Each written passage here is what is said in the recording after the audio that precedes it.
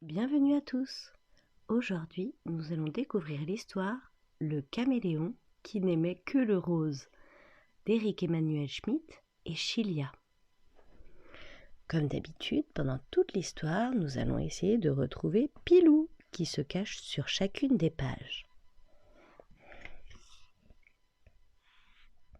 Quand les caméléons jouent à cache-cache dans la savane, leurs parties sont extraordinaires et durent toute la journée.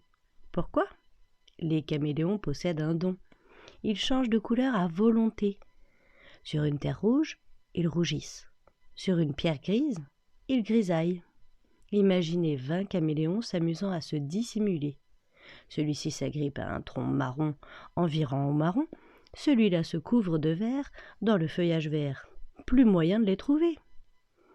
Et Pilou, où est-il ? Ah, il est juste ici avec son petit appareil photo.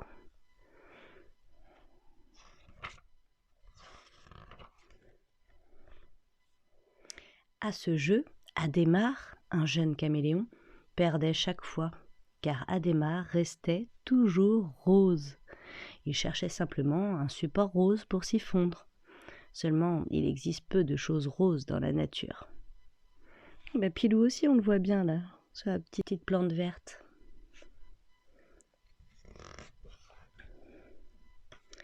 Adhémar se tapissait dans un buisson de fleurs roses ou sur le dos d'un cochon. Mais les buissons, ça pique. Adhémar finissait par en sortir, en gémissant, et les cochons, ça se roule dans la boue. Un caméléon rose sur un cochon crotté est aussitôt repéré. Pilou, il a pris son petit parapluie pour se protéger de la boue.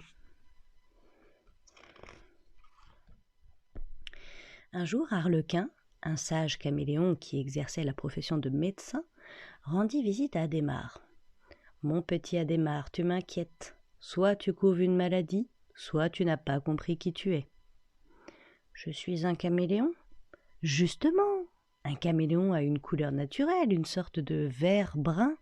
Ne me dis pas que tu es naturellement rose. »« Non, le matin je me réveille vert-brun comme toi.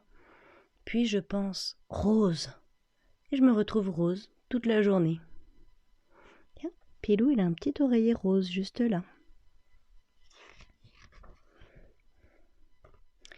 Arlequin se gratta le crâne perplexe et demanda à Adhémar de l'accompagner. Au bout de la savane, à l'entrée du village, se dressait un grand mur peint. Un artiste y avait dessiné un arc-en-ciel. « Je m'entraîne souvent ici, » déclara Arlequin. « Place-toi contre le mur juste avant l'arc-en-ciel et prends la couleur du fond, afin que je vérifie que tu vas bien. »« Ah, Pilou est juste sous mon doigt, ici. » Hop, le voici.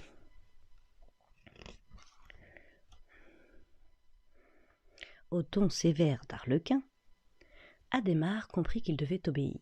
Il marcha petit à petit et devint rouge devant le rouge, orange devant l'orange, jaune devant le jaune, vert devant le vert, bleu devant le bleu, indigo devant l'indigo, violet devant le violet.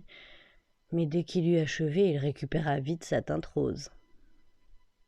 « Youhou, Pilou est en train de s'amuser avec plein de petits ballons !»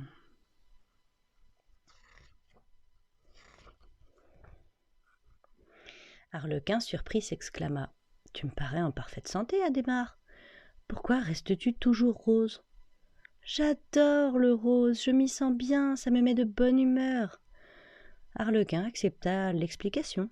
Il savait que les caméléons pouvaient broyer du noir, rougir de couleur, avoir des peurs bleues ou verdir de rage.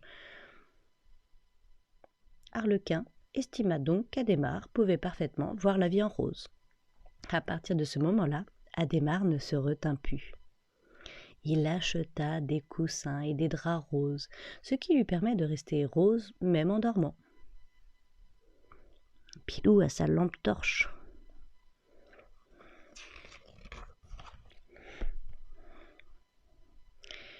Comme il habitait un vaste baobab, il décida de le repeindre en rose. Avec des pots et un pinceau, il y passa la semaine.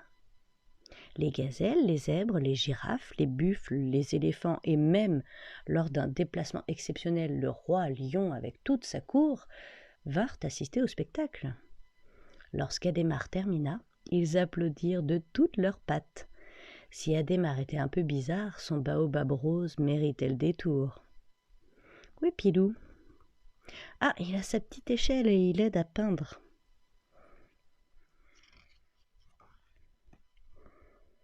Ce matin-là, des bûcherons arrivèrent dans la savane pour couper quelques arbres, comme ils le faisaient chaque année à la même saison. Mais cette fois, ils se dirigèrent tout droit vers le bosquet des caméléons. « Youhou, Pilou est sur une coccinelle !» Inquiets, les caméléons se regroupèrent autour d'Arlequin. Hélas, un bûcheron choisit précisément cet arbre-là. Les caméléons n'eurent que le temps de sauter dans les herbes sèches et de filer. Ah bah, Pilou n'est pas arrivé sur son escargot.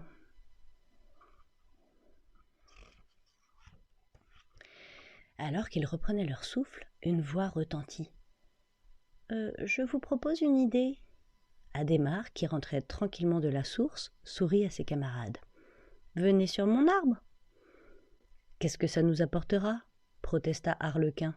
« Venez !»